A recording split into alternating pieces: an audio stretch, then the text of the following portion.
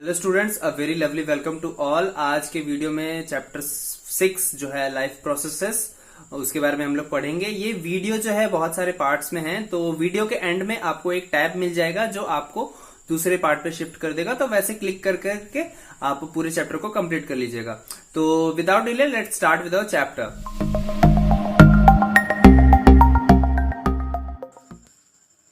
So students, this is your chapters PDF as you can see. So let's start reading. How do we tell the difference between what is alive and what is not alive? तो ऐसा करते हैं कि सारा कुछ नहीं पढ़ते हैं, जो इम्पोर्टेंट है वही पढ़ेंगे। ऐसे बस एक्सप्लेनेशंस कर लेते हैं। ओके, जो फर्स्ट 2 पेजेस है उसमें ज़्यादा कुछ तो दिया हुआ नहीं है, उसमें बस यही इन्फॉर्मेशन है कि जो भी चीज़ मूवमेंट कर रही है या नहीं कर रही है, दोनों उनके अंदर लाइफ प्रोसेसेस होना ज़रूरी है। जैसे एग्जांपल्स में यहाँ डॉग दिया हुआ है, काऊ दिया हुआ है, ह्यूमन बीइंग भी दिया हुआ है कि जब हम लोग कोई एक्शन परफॉर्म कर रहे हैं तो हम लोग अलाइव कहे जा सकते हैं। अगर हम लोग सो रहे हैं या फिर बैठे हुए हैं या रेस्ट कर रहे हैं, उस वक्त कोई एक्शन तो चल नहीं रही है, तो क्या उस वक्त भी हम लोग अलाइव कहलाएंगे?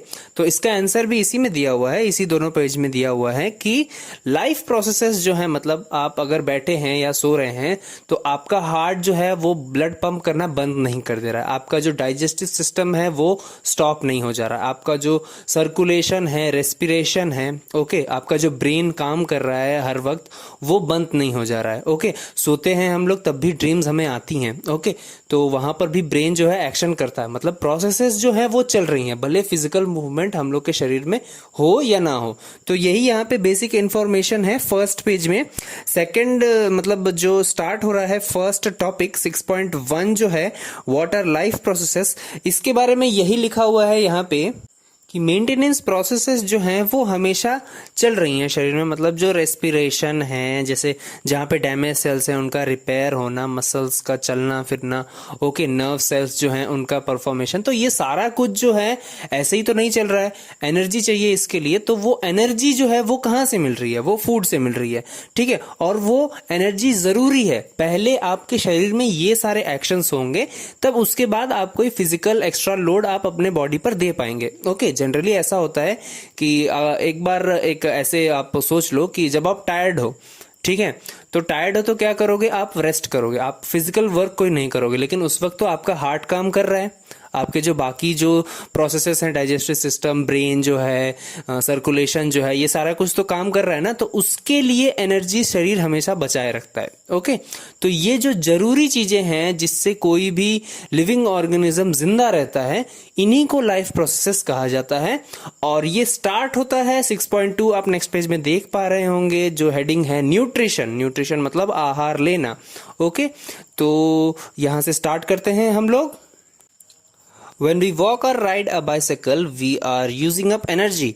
Even when we are not doing any apparent activity, energy is needed to maintain a state of order in our body. We also need materials from outside in order to grow, develop, synthesize protein and other substances needed in the body.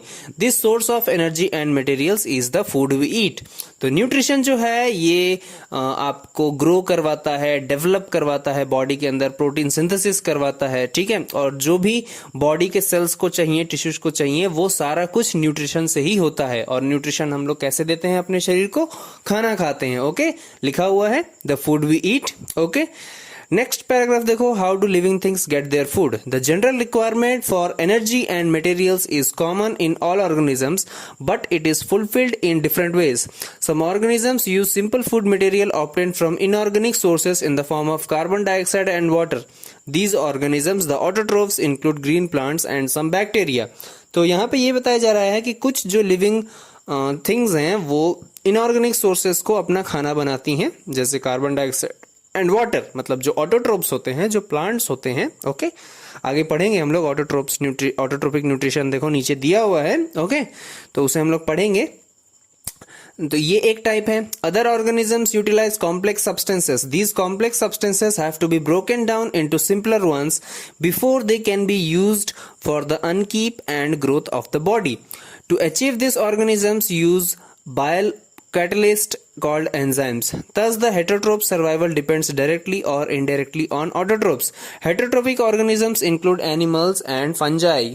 तो जो second type है उसमें बताया जा रहा है कि वो लोग कॉम्प्लेक्स सब्सटेंसेस को एज अ फूड खाते हैं, मतलब जो बाकी जो भी लिविंग ऑर्गेनिज्म है प्लांट्स के अलावा, एनिमल्स हैं, इंसेक्ट्स हैं, ह्यूमन बींग्स हैं, ये सब कुछ हम लोग कॉम्प्लेक्स सब्सटेंस खाते हैं और उन्हें सिंपल फॉर्म में ब्रेक करने के लिए कुछ बायो कैटलिस्ट्स हैं जिन्हें एंजाइम्स कहा जाता है। और ओके, तो एक तरह से कह सकते हैं कि हेट्रोट्रोप्स जो है, मतलब जो हम लोग हैं जो दूसरे से खाना लेते हैं, वो लोग ऑटोट्रोप्स पे डिपेंड है, क्योंकि मोस्टली हम लोग क्या करते हैं, हम लोग प्लांट्स ही खाते हैं, सब्जियां फल ये सब जो है प्लांट से ही आते हैं, तो हम लोग ऑटोट्रोप्स पे डिपेंडेंट है। ओके, नेक्स्ट स्टार्ट हो रहा है 6.2.1 autotrophic nutrition. Okay, autotrophic nutrition क्या है तो जानते हैं हम सब लोग, एक बार इसे डिटेल में पढ़ लेते हैं। यहाँ दिया हुआ है Carbon and energy requirements of the autotrophic organism are fulfilled by photosynthesis। तो photosynthesis जो है वही autotrophic nutrition का एकमात्र जरिया है।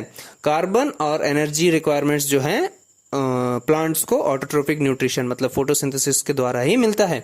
It is the process by which autotrophs take in substances from outside and convert them into stored forms of energy।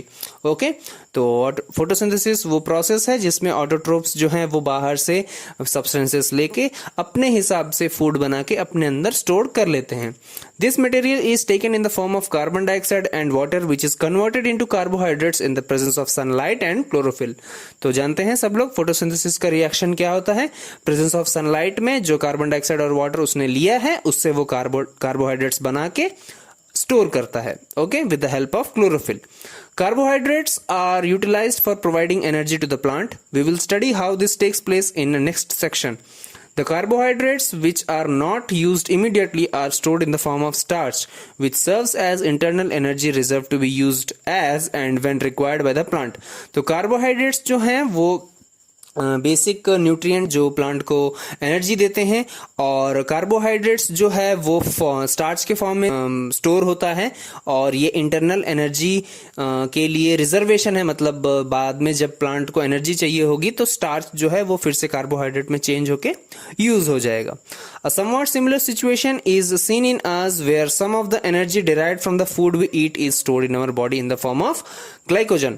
तो यहाँ भी थोड़ा सा हेटरोट्रोप्स के बारे में एक चीज लिखी हुई है कि ये ऐसा ही है जैसे हम लोग के अंदर फूड जो है वो ग्लाइकोजन के फॉर्म में स्टोर होके रह जाता है, और जब जरूरत होती है शरीर को तब वो ग्लाइकोजन जो है वो एनर्जी हमें देता है। Okay, moving to the next page, देखो शुरू में ही दिया हुआ है फोटोसिंथेसिस का reaction. 6CO2 plus 12H2O in the presence of chlorophyll and sunlight gives glucose, oxygen and water। 6C6H12O6 plus 6CO2 plus 6H2O। अब इसके बाद देखो प्रोसेस में क्या क्या हो रहा है, ये दिखाया पॉइंट्स में लिखा हुआ है बहुत अच्छे से। Absorption of light energy by chlorophyll. Okay, chlorophyll जो है वो लाइट एनर्जी को एब्जॉर्ब करता है। Point number 2, conversion of light energy to chemical energy and splitting of water molecules into hydrogen and oxygen. Okay, तो जो लाइट एनर्जी है उसे केमिकल एनर्जी में ब्रेक करके वाटर को हाइड्रोजन और ऑक्सीजन में स्प्लिट कर दिया जाता है। Reduction of carbon dioxide to carbohydrates. Carbon dioxide जो है वो कार्बोहाइड्रेट्स में रिड्यूस हो जाता है। रिड्यूस मतलब ब्रेक हो जाता है। These steps need not to take place one after another immediately. For example, desert plants take up carbon dioxide at night and prepare an intermediate which is acted by the energy absorbed by the chlorophyll during the day। तो ये जो है यहाँ पे बताया जा रहा है कि ये जो तीनों पॉइंट्स हैं ये एक के बाद होने वाली चीजें हैं। ये जरूरी नहीं है कि एक साथ हो। डेजर्ट में जो प्लांट्स होती हैं वो क्या करती हैं, वो कार्बन डाइऑक्साइड रात में लेती हैं और बाकी का जो दोनों प्रोसेस है वो दिन में करती हैं। ओके, तो ये जो तीनों पॉइंट्स हैं वो जरूरी नहीं कि साथ में हो, बस ये लिखा हुआ है। Let us see how the components of the above reaction are necessary for photosynthesis. Okay, तो देख लेते हैं, छोटा सा पैराग्राफ दिया हुआ है यहाँ पे। नेक्स्ट पेज में स्टोमाटा का भी डायग्राम है तो ये पढ़ना होगा। If you carefully observe a cross section of a leaf under the microscope, figure में देख लो क्रॉस सेक्शन है ये, यहाँ पे क्लोरोप्लास्ट हम लोग देख पा रहे हैं। ओके, तो ये जो लेयर है ग्रीन वाली यहाँ पे देख पा रहे हो, यहाँ पे सर्कल करके इसे दिखाया गया है। फिर अपर एपिडर्मिस आ जाता है, फिर क्लोरोप्लास्ट है, एयर स्पेसेस हैं, गार्ड सेल्स मतलब स्टोमाटा जो है, और लोअर एपिडर्मिस। ओके, तो ये जो क्रॉस सेक्शन मतलब अगर हम लोग लीफ की चौड़ाई जो है मतलब लीफ कितना पतला है उस सेक्शन को अगर जूम करते हैं तो कुछ ऐसा दिखेगा। इसमें क्या दिखा हुआ है, you will notice that some cells contain green dots, कुछ सेल्स के पास ग्रीन डॉट्स हैं। These green dots are cell organelles called chloroplasts which contain chlorophyll. Let us do an activity which demonstrate the chlorophyll is essential for photosynthesis. तो green dots वाले जो cells हैं उनके पास chlorophyll है और वही photosynthesis करते हैं। अब नीचे एक छोटी सी एक्टिविटी दी हुई है, इसे भी देख लेते हैं जल्दी जल्दी। तो इस एक्टिविटी में हम लोग को क्या करना है, एक प्लांट को एक डार्क रूम में मतलब अंधेरे में रखना है 3 दिनों के लिए, और उसके बाद उसी प्लांट को हम लोग 6 घंटे के लिए सनलाइट में रखने वाले हैं। उसके बाद एक लीफ को उसमें से उखाड़ेंगे और जो ग्रीन एरियाज है, मतलब लीफ में जो बची कुछ ग्रीन एरियाज है, उसे एक पेपर पे ट्रेस कर लेंगे, मतलब उसका जो प्रिंट है वो बना लेंगे एक पेपर पे। उसके बाद उस लीफ को बॉइलिंग वाटर में डाल देंगे कुछ मिनटों के लिए, और एक बीकर में अल्कोहल रखेंगे, उसमें भी वो लीफ को डालना है। उसके बाद ये करना है, उस बीकर को हम लोग बॉइल्ड वाटर में डालेंगे और एक आयोडीन सॉल्यूशन उसमें डालने वाले हैं, लीफ को भी साथ में डालना है बॉइल्ड वाटर में। अब इसके बाद जो होगा वो बगल वाले पिक्चर में दिया हुआ है कि जो ग्रीन एरियाज हैं वो पर्पल हो जाएंगी। इसका मतलब ये है कि स्टार्च जो है वो अपने जगह पे ही रहता है, जितना स्टार्च उसने 3 डेज में यूज किया है। मतलब यही है कि स्टोर्ड जो मैंने बताया था पहले भी कि ग्लाइकोजन जब स्टोर होता है हम लोग के बॉडी में, तो जब शरीर को जरूरत होती है, जब शरीर को खाना नहीं मिलता है तो वो यूज हो जाता है।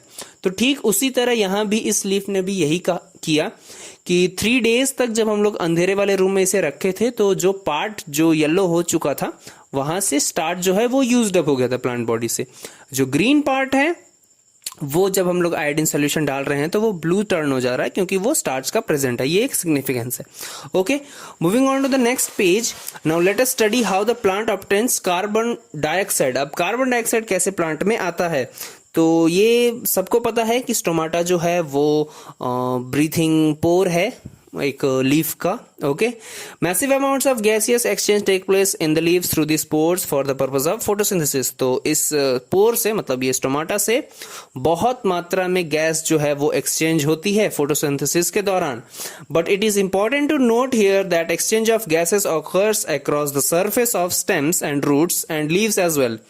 Since large amounts of water can be lost through these stomata, the plant closes these pores when it does not need carbon dioxide for photosynthesis. Okay. तो यहाँ पे ये भी ध्यान देना है कि स्टेम, रूट्स और लीव्स के पास से भी जो है इवोपरेशन होता है, मतलब loss of water in the form of water vapour, मतलब जो ट्रांसपिरेशन है ड्यूरिंग फोटोसिंथेसिस वो भी होता है। और जब प्लांट को चाहिए होगा कि मतलब जब प्लांट को कार्बन डाइऑक्साइड नहीं मिलेगा तो वो स्टोमाटा का जो पोर है वो बंद कर देगा। Okay, the opening and closing of pore is a function of guard cells. The guard cells swell when water flows into them, causing the stomatal pore to open. तो guard cells जो है ये stomatal pore को open और close करते हैं। जब इनमें water भर जाता है तो वो खुल जाते हैं और जब खत्म हो जाता है तो वो क्लोज हो जाते हैं। Similarly the pore closes if the guard cells shrink. मतलब जब guard cells सूख जाएंगे, बिना पानी के हो जाएंगे, तो वो shrink हो जाएगा। ओके, तो ये था ऑटोट्रोपिक न्यूट्रिशन। ऑटोट्रोपिक न्यूट्रिशन में हम लोग कार्बन डाइऑक्साइड और वाटर मतलब सनलाइट, क्लोरोफिल के बारे में ही पढ़े हैं, लेकिन और भी मिनरल्स हैं जो प्लांट के लिए जरूरी हैं। जो प्लांट जब रूट से वाटर एब्जॉर्ब करता है तो सॉइल से उसे वो मिनरल्स मिल जाते हैं, जैसे नाइट्रोजन हो गया, फास्फोरस, आयरन, मैग्नीशियम, ये सब भी जरूरी होता है। नाइट्रोजन जो है वो प्रोटीन सिंथेसिस में काम आता है, तो वो सबसे ज्यादा जरूरी है किसी भी प्लांट के लिए या किसी भी लिविंग ऑर्गेनिज्म के लिए। तो इसके साथ ऑटोट्रोपिक न्यूट्रिशन कंप्लीट होता है। नेक्स्ट पेज में हम लोग हेटरोट्रोपिक न्यूट्रिशन देख लेते हैं। Each organism is adapted to its environment. The form of nutrition differs depending on the type and availability of food materials as well as how it is obtained by the organism. For example, whether the food source is stationary or mobile would allow for differences in how the food is accessed and what is the nutritive apparatus used by a cow and a lion. तो यहाँ पे यही बताया जा रहा है कि जो हेटरोट्रोपिक न्यूट्रिशन है उसका फूड मतलब स्टेशनरी भी हो सकता है, मोबाइल भी हो सकता है। मतलब गाय जो है वो एक स्टेशनरी फूड खाती है, मतलब घास खाती है, और लायन जो है वो एक मूवमेंट वाला जीव, मतलब डियर या जिब्रा या कुछ और, मतलब जो मूव करता हो उसे खाता है।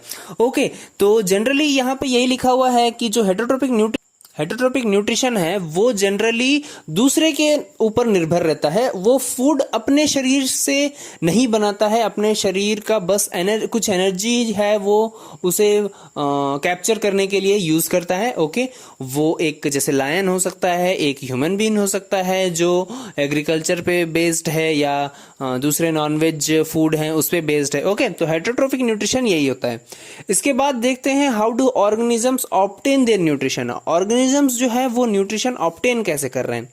Since the food and the way it is obtained differ, the digestive system is different in various organisms. In single-celled organisms, the food may be taken in by the entire surface, but as the complexity of the organisms increases, different parts become specialized to perform different functions. तो अब nutrition जो है वो कैसे body में जाता है, तो सिंगल सेल्ड ऑर्गेनिजम्स जो हैं जैसे एमीबा है, एग्जांपल शायद दिया हुआ है, हाँ दिया हुआ है, वो क्या करता है, वो अपने सूडोपोडिया के हेल्प से फूड को ले लेता है। वो एक चेम्बर बनाता है, अपने सिंगल सेल ही है, वो बाहर कोई डस्ट पार्टिकल या कुछ भी जो उसे खाना है वो उसे इनगल्फ करके अपने सेल मेम्ब्रेन में ले लेता है। ओके, और जैसे जैसे सेल की जो मतलब ऑर्गेनिज्म की जो कम्प्लेक्सिटी है वैसे वैसे उनका न्यूट्रिशन का वे जो है वो कम्प्लेक्स होता गया है। जैसे एक एमीबा मतलब सिंगल सेल से लेके हम लोग जो है ह्यूमन बींग्स, उनका डाइजेस्टिव सिस्टम कितना डेवलप्ड है। तो यही है कि न्यूट्रिशन जो है वो अलग अलग टाइप्स में होता है सारे ऑर्गेनिजम्स में। ओके, बगल में देखो यहाँ एमीबा का न्यूट्रिशन दे भी दिया है। एमीबा है, यहाँ पे फूड पार्टिकल दिखाया गया है, वो उसे सूडोपोडिया से एनगल्फ करने वाला है। फूड वैक्यूल यहाँ बनाएगा और फूड जो है सेल मेम्ब्रेन में डी वाले डायग्राम में देखोगे सेल मेम्ब्रेन में वो घुल मिल चुका है। ओके, और ऐसे होता है सिंगल सेल्ड का। अब जो कम्प्लेक्स ऑर्गेनिजम्स हैं उनमें कैसे होगा, हम लोग कम्प्लेक्स फूड खाते हैं, डिफरेंट डिफरेंट एंजाइम्स जो है उसे ब्रेक करके सिंपल सब्सटेंसेस में बना के ब्लड में वो एब्जॉर्ब हो जाता है, जो हम लोग डाइजेशन में पढ़ेंगे। तो नेक्स्ट हम लोग का हेडिंग हो जाता है nutrition in human beings. Okay, alimentary canal सब लोग जानते हैं, नेक्स्ट पेज में इसका डायग्राम दिया हुआ है। एक बार एलिमेंट्री कैनल जो है वो एक्सप्लेन कर देते हैं। यहाँ पे बकल कैविटी है, माउथ, उसके बाद ईसोफेगस मतलब जो फूड पाइप है वो आता है, उसके बाद stomach, then comes the small intestine. Small intestine के भी 3 डिविजन्स होते हैं इफ यू नो। ओके, और उसके बाद large intestine, then your rectum, then your anus. Okay, और जो बीच बीच में जो डिफरेंट कह सकते हो एलिमेंट्स जो एंजाइम्स सेक्रेट करते हैं, एक है डायफ्राम, वो तो कुछ खास नहीं है, वो वहां पे कह सकते हो रिबकेज के नीचे ये अटैच्ड होता है। ये जो हम लोग के लंग्स हैं उन्हें ये डायलेट और मतलब कॉन्ट्रैक्ट और रिलैक्स यही करवाता है। ओके, उसके बाद आता है gall bladder. Okay, then comes the bile, उसके बाद स्टमक के नीचे है पैंक्रियास, लिवर। ओके, तो यही सारे जो हैं बाद में मतलब ये जो बाइल हो गया, लिवर हो गया, पैंक्रियास हो गया, गॉल ब्लैडर हो गया, ये सब कुछ जो है ये फूड के ऊपर एंजाइम्स डालते हैं जिससे फूड जो है वो ब्रेक होता है। तो डिटेल में पढ़ना स्टार्ट करते हैं इसे। The alimentary canal is basically a long tube extending from the mouth to the anus. We can see that the tube has different parts, various regions are specialized to perform different functions. Okay, next page में देखते हैं, we eat various types of food which has to pass through the same digestive tract. Naturally the food has to be processed to generate particles which are small and of the same texture. This is achieved by crushing the food with our teeth. Since the lining of the canal is soft, the food is also wetted to make its passage smooth. When we eat something we like, our mouth waters. This is actually not only water but a fluid called saliva secreted by the salivary glands. Another aspect of the food we ingest is complete nature. If it is to be absorbed from the alimentary canal, it has to be broken into smaller molecules. This is done with the help of biological catalysts called enzymes. तो mouth से यहाँ start किया जा रहा है कि mouth में मतलब मुंह में जब हम लोग कुछ च्यू करते हैं, कुछ चबाते हैं, तो फूड जो है वो पूरा वाटर मतलब यहाँ लिखा है कि वाटर जैसा मतलब वो पूरा गीला हो जाता है। एक फ्लूइड सिक्रेट होती है जिसे हम लोग सलाइवा कहते हैं, मतलब थूक जो होती है वो जो है वो फूड के ऊपर पहला मतलब फूड को कॉम्प्लेक्स से सिंपल बनाने का पहला स्टेप होता है ये एलिमेंट्री कैनल का। फूड के ऊपर सलाइवा छोड़ के फूड जो है वो उसे धीरे धीरे ब्रेक करता है। फ्लूइड जब कोई चीज बन जाती है तो उसे ब्रेक करने में बहुत आसानी होती है। तो यहाँ भी वही मैकेनिज्म हो रहा है। इसके बाद देखते हैं यहाँ लिखा हुआ है this is done with the help of, हाँ अब इसके बाद जो है इसोफेगस से वो होता हुआ स्टमक में जाएगा। ओके, इतने दूर में क्या क्या हो रहा है ये देखो। The saliva contains an enzyme called salivary amylase that break down starch, which is a complex molecule to give simple sugar. The food is mixed thoroughly with saliva and moved around the mouth while chewing by the muscular tongue. Okay. तो अब जब saliva जो है उसके अंदर एक enzyme है salivary amylase, okay, वो क्या करता है फूड के अंदर जो भी स्टार्च है वो उसे सिंपल शुगर में कन्वर्ट कर देगा. ओके, तो सबसे पहला जो कन्वर्जन है वो वो स्टार्च का सिंपल शुगर में ट्रांसफर होना है, कन्वर्ट होना है. ओके, ये जो है माउथ में ही हो जाता है और इसे हेल्प करता है टंग जो है हम लोग का, जब हम लोग च्यू करते हैं तो आप कभी ध्यान दीजिएगा टंग जो है वो बार बार मूव करता है और वो क्या करता है पूरे सलाइवा को जो है वो सेक्रेट करवा लेता है बकल कैविटी में.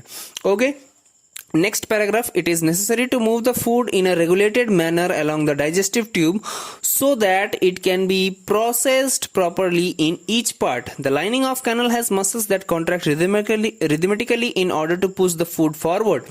These peristaltic movement occur along the gut. तो अब इसके बाद जो है फूड जो है वो इसोफेगस के थ्रू स्टमक में जा रहा है और जो पूरा ट्यूब है वो मस्कुलर है, लाइनिंग जो है वो बहुत स्मूथ है और जब फूड जो है वो मूव जो कर रहा है तो उसे हम लोग पेरिस्टाल्टिक मूवमेंट कहते हैं. ओके, उसके बाद from the mouth the food is taken to the stomach through the food pipe और oesophagus. The stomach is a large organ which expands when food enters it. Okay, stomach में पहुंच चुका है और स्टमक एक muscular organ है जो flexible है, जब फूड जाता है तो वो अपना साइज इंक्रीज कर लेता है. The muscular walls of the stomach help in mixing the food thoroughly with more digestive uses.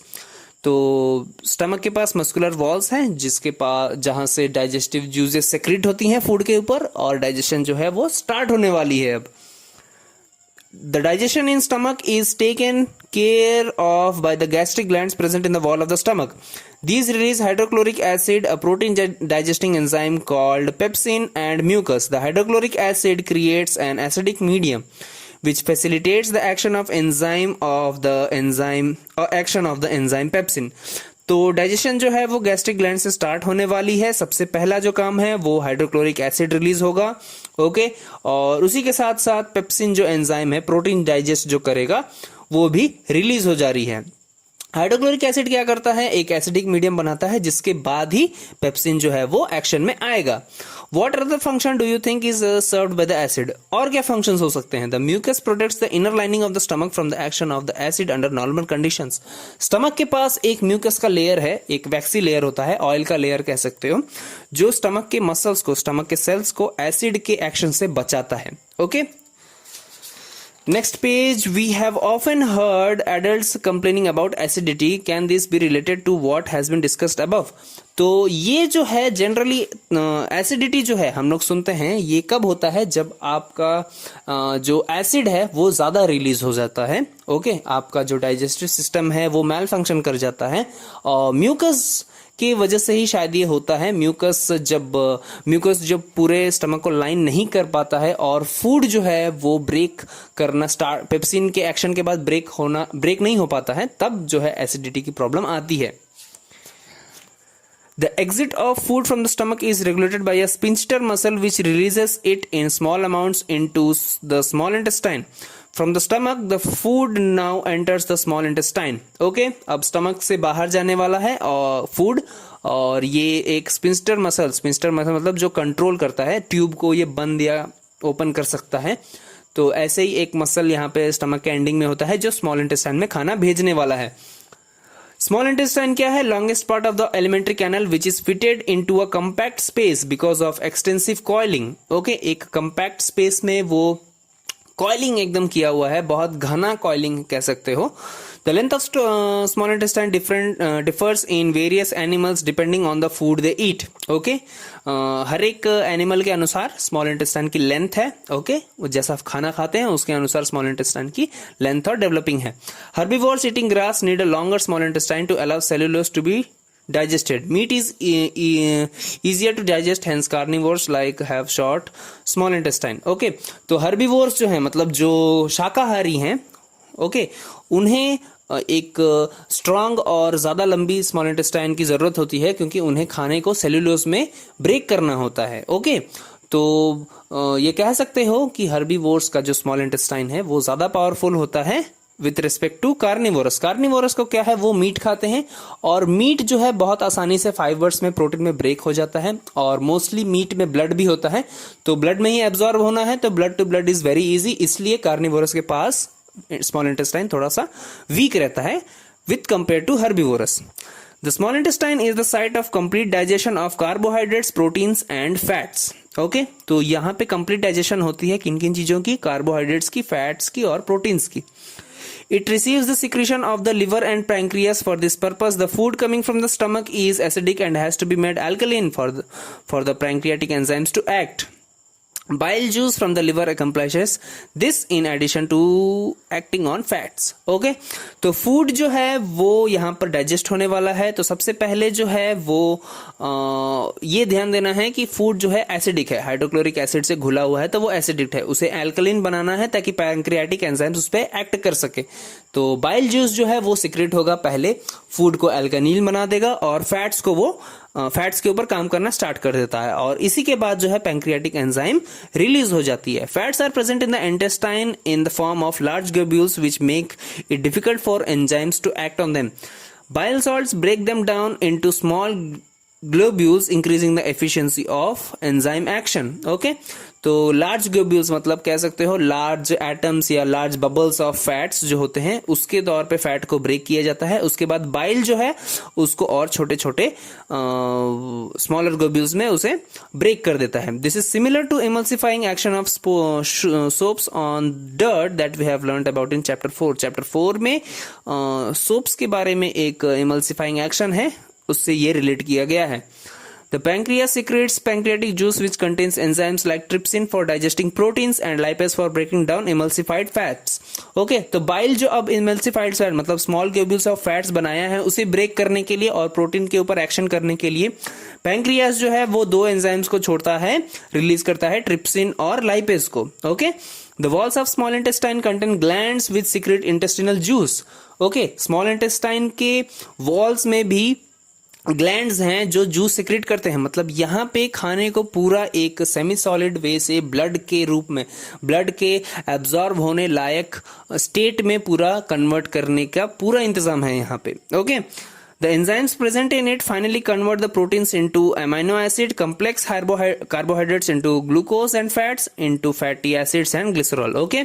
तो यहाँ पे इंटेस्टाइन के अंदर जब इंटेस्टाइनल जूस सेक्रेट होता है तो प्रोटीन्स जो हैं वो पूरे पूरे अमीनो एसिड्स में ब्रेक हो जा रहे हैं, कॉम्प्लेक्स कार्बोहाइड्रेट्स जो हैं ग्लूकोज में ब्रेक हो जा रहे हैं, फैट जो है वो फैटी एसिड्स और ग्लिसरॉल में ब्रेक हो जा रहा है। ओके, तो सारा हम लोग का जो फूड में जो भी मिनरल्स और न्यूट्रिएंट्स है वो अपने रिसीविंग फॉर्म, मतलब ब्लड जो है जब उसे रिसीव करेगा तो उस फॉर्म में यहाँ पे कन्वर्ट हो गया है। Digested food is taken up by the walls of intestine. The inner lining of small intestine has numerous finger like projection called villi which increase the surface area for absorption. The villi are richly supplied with blood vessels which take the absorbed food to each and every cell of the body where it is utilized for obtaining energy, building up new tissues and repair of old tissues. तो यहाँ पे जो digested food है वो intestine के wall से absorb हो जाता है ब्लड में, और इंटेस्टाइन के पास इनर लेयर में विली फिंगर लाइक प्रोजेक्शंस हैं, वो ये सरफेस एरिया ऑफ एब्जॉर्प्शन को बढ़ाता है। मतलब फिंगर लाइक है तो जाहिर सी बात है एक ट्यूब के अंदर आप इमेजिन करिए कि बहुत सारे फिंगर्स हैं, तो बार बार जो खाना है वो रुकेगा। ओके, तो रुकेगा और जहां जहां रुक रहा है मतलब सारा तो जो लेयर है वो एब्जॉर्ब करेगा, राइट। अब जितनी बार वो रुकेगा उतनी बार वो एब्जॉर्ब हो रहा है, राइट। तो ऐसे जो है सरफेस एरिया एब्जॉर्प्शन की बढ़ जाती है और यहां से ब्लड में सारा खाना घुल जाता है और इसके बाद रिस्पेक्टिव सेल्स में जहां जहां एनर्जी की जरूरत है वहां वहां ब्लड पहुंचा दिया जाता है। The unabsorbed food is sent into large intestine where its walls absorb more water from this material. The rest of the material is removed from the body via anus. The exit of this waste material is regulated by the anal sphincter. तो अब सारा खाना तो absorb होगा नहीं, कुछ waste products भी हैं, मतलब जो शरीर को जरूरत नहीं है तो वो चले जाते हैं स्मॉल इंटेस्टाइन्स में, स्मॉल इंटेस्टाइन से लार्ज इंटेस्टाइन में। वहां पे लार्ज इंटेस्टाइन क्या करता है, उसमें से वाटर एब्जॉर्ब कर लेता है, क्योंकि वाटर शरीर को हर वक्त बेनिफिट ही देगा। तो वाटर निकालने के बाद जो वेस्ट बचता है वो एनस के थ्रू, एनल स्फिंक्टर के थ्रू बाहर आ जाता है। इसके बाद रेस्पिरेशन दिया हुआ है नेक्स्ट पेज में 6.3 में, उसे भी देख लेते हैं।